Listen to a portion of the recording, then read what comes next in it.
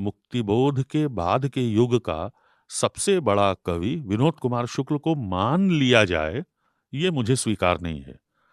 मानिए मत, जांच कीजिए। आपके पास आलोचना के औजार होने चाहिए।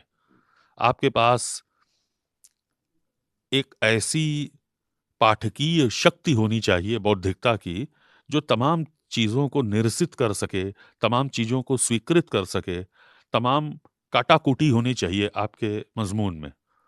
तब जाकर के एक कवि व्यक्तित्व का निर्माण होता है, उसका कैनोनाइजेशन होता है।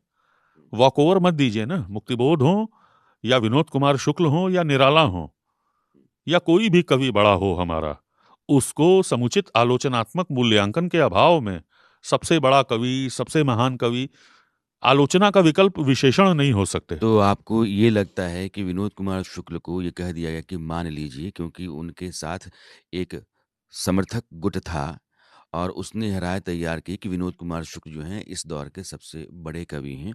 आप कहते हैं कि इसकी समालोचना होनी चाहिए और उसके लिए जो आलोचना-समालोचना की शर्तें होती हैं, उस कसौटी पर कसा जाना चाहिए।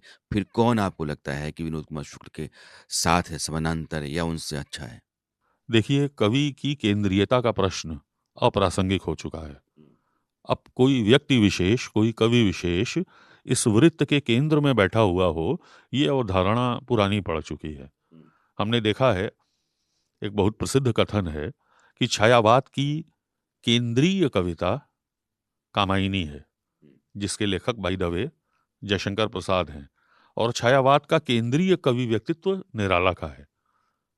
ये अद्भुत अवधारणा है कि एक कृति को अगर केंद्र में रखेंगे तो वो कामायनी होगी, लेकिन एक कवि व्यक्तित्व को अगर बीच में लाएंगे तो वो कामायनी के रचनाकार जयशंकर प्रसाद का नहीं, सूर्यकांत त्रिपाठी निराला का होगा।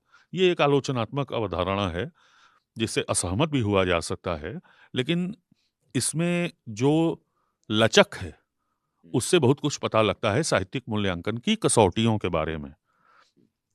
छायावाद के बाद नई कविता के जमाने में और नेहरू युग से मोहभंग का जो व्यापक दौर है, उसमें मुक्तिबोध की शीर्ष स्थानीयता को अज्ञेय का किरदार चुनौती देता है।